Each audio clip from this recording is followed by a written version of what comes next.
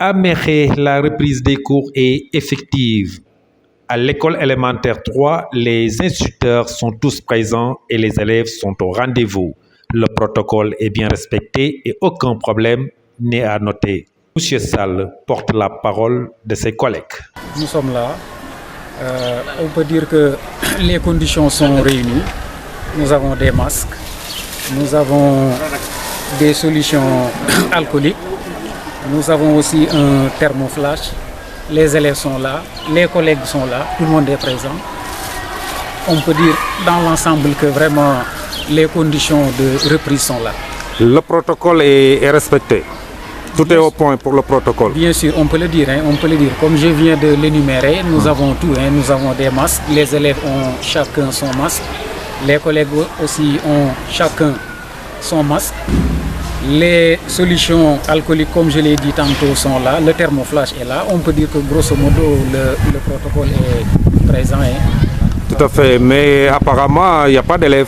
Où sont les élèves? Ils sont en classe. Vous avez combien de CM2? Nous avons 2 CM2, une soixantaine d'élèves divisés en 4 groupes. Voilà, un peu moins de 20 élèves par salle. Voilà. Et à peu près, vous êtes à combien pour l'effectif d'entrée? L'effectif d'entrée, bon, je peux dire que nous sommes presque à 100%. Presque à 100%. Nous tenons un petit briefing, mais je pense que quand nous serons dans les salles, je pense que nous ne serons pas loin des 100%.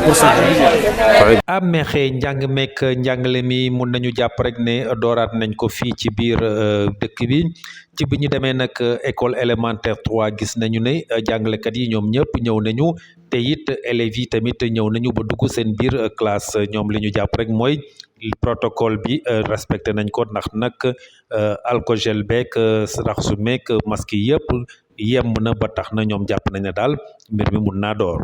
yàlla matuwaay yëpp mat na de masque yi jàngalekat yi ku ne am na sa bés élèves yi am nañu solution alcoolique yaa ngi fi thermoflash bi tamit pour mesurer la température tamit mu ngi fi donc mën nañ ni daal ci gàttal protocole bi mat na. élèves yi est-ce que ñëw nañu ñoom ñëpp? waaw élèves yi ñëw nañ xam naa ni bu absence des amit du bari. daanaka du ñu jógee du ñu sori 100%. waaw. ñaata CM2 ngeen am? ñaari CM2 lañu am une soixantaine d'élèves. divisé ko en 4 groupes. Un peu moins de daanaka ñaar fukki yu néew tuuti rek ci salle bu nekk. jàngalekat yi nag ci ban état d'esprit ngeen nekk? waaw ñun moom comme niñ koy wax rek ay soldats la.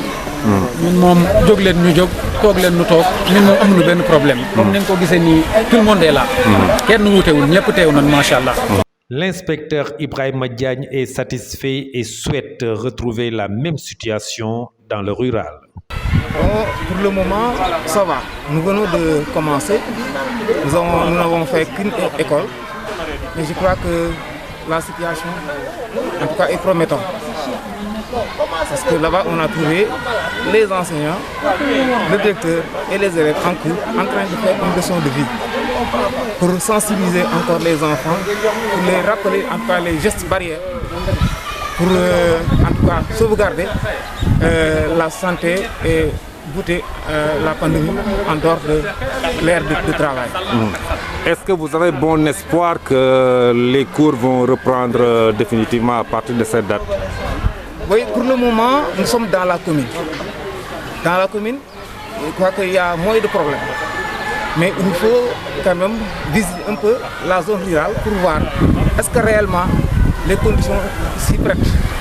Je crois que pour le moment, dans la commune de Mékhé, la situation est favorable, vraiment pour une bonne reprise et pour un bon déroulement des enseignements-apprentissages.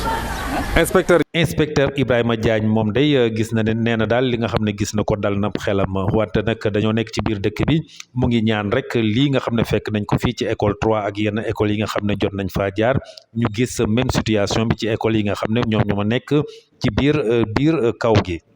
Bon, pour le moment sant yàlla ndax ñu ngi doon def pour école yi dafay ñuy soog a jóge léegi Mékhé 7 gis nañu foofu une situation qui est favorable vraiment ndax fekk nañu directeur bi ak jàngalekat yi ak élèves yi dans la commune ñuy def leçon de vie ñuy gën a ñaax xale yi ci ni ñu war a comporter woo ci école bi ci yoon école bi et seen kër même pour que ñu ñoŋal seen wér-gu-yaram pour que ñu mën a soril mbas mi nga xamante ni ñu ngi ci réew mi pour que seen i conditions gën a amélioré ñu mën a jàng meilleures conditions.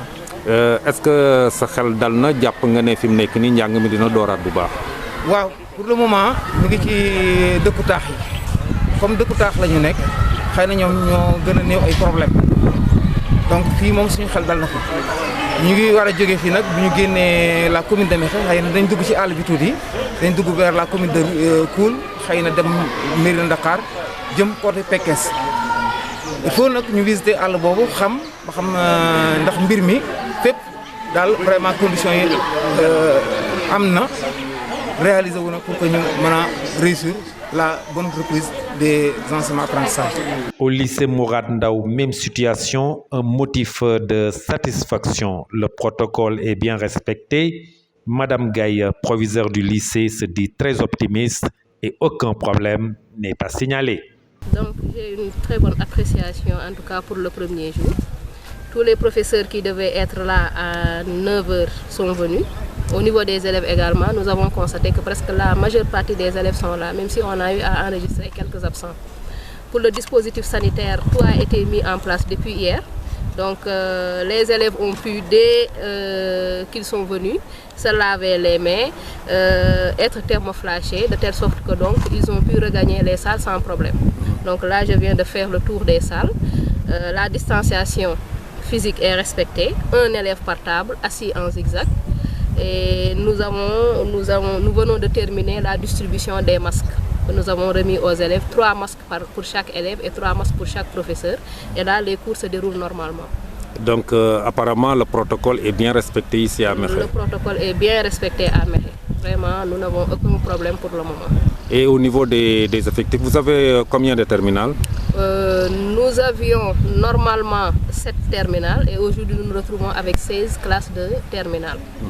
En respectant donc les effectifs de 20 à 25 élèves par salle de classe. Nous avons 16 classes. Et apparemment, l'effectif est au complet. L'effectif est au complet, presque. Il y a quelques absents, mais presque tous les élèves sont là. ci lycée Mourad Ndao nag moom tamit même chose lañ fa gis rek gis nañ ne daal mbir mi yemm na ba élèves yi tamit dugg nañ seen biir classe protocole bi respecté nañ ko kii di madame Gaye moom mooy proviseur lycée bi moom day xelam dal na te jàpp na ne njàng mi mun naa door ci xel mu dal.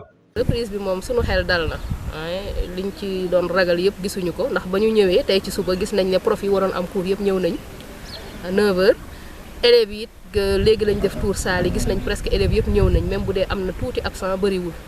dispositif sanitaire bi aussi loolu teg nañ ko fi depuis démb lave-mains yi thermoflash élèves yu dugg yëpp raxasu nañu ñu defal leen thermoflash bi ñu regagner seen salle de classe te ci biir salle it fa la ñu jógee. Distanciation physique bi c'est bien respecté élèves yi ñu ngi toog benn par table et en zigzag te léegi la ñu pare distribuer masques yi jox nañ élève bu ne 3 masques jox professeur bu ne 3 masques donc vraiment lépp pare na te cours yi fu mu ne nii démarré na prof yëpp a ngi def cours. kon am nga yaakaar ne daal fi mu nekk nii njàng mi mu dooraat na bu baax. waaw fii moom mën nañ ne njàng mi dooraat na fu mu ne nii moom li ñuy ñaan rek mooy yàlla musal ñu ci lépp daal bépp imprévu mu continuer nii daal ba école tëj ba ñu mën a def bac bi ci jàmm ak salaam. Les élèves sont au rendez-vous et sont motivés pour la reprise des cours. La reprise s'est bien passée. On a à l'entrée, tous les mesures barrières, c'est bien. On a pris tous les mesures barrières. Les professeurs ont respecté tout. On nous a enseigné aussi, on nous a donné des fiches pour respecter aussi les signes, les mesures barrières, les recommandations. Vraiment, les professeurs ont bien fait. Apparemment, vous êtes content pour reprendre les cours.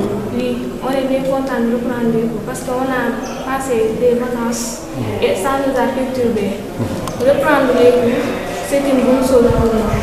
Ça nous aidera à apprendre et à mieux pour une bonne année. Et on souhaite vraiment que tous les camarades ici présents et partout aient le baccalauréat. Monsieur Sané, professeur d'histoire et de géographie, n'ont pas perdu du temps. Ils étaient en plein cours.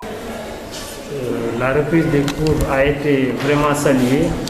Ça vient à l'heure et que vraiment les gens étaient très fatigués de continuer donc à rester à la maison.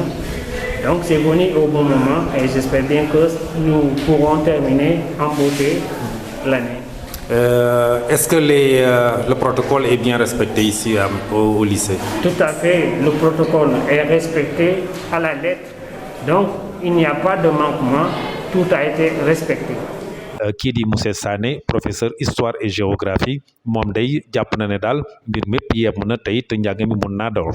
Donc ñu ngi koy rafetlu parce que booy xool toogaay bi yàggoon na trop te booy xool kanam xel élèves yi donc di nga xam ni ñëpp a kontaan ci reprise bi. protocole bi respecté nañ ko fi mu nekk. waaw respecté nañ ko amul benn manquement tout a été respecté. kon ni ngeen ko gisee fii ci Ngaye Mékhé njàng mi dooraat na ci xel mu dal ñuy ñaan rek ni nga xamee ne dooree nañ ko tey mu mun a continuer ba njàng mi ñëpp mun a delluwaat ci classe yi njàng meeg njàngale mi mun a def ci xel mu dal.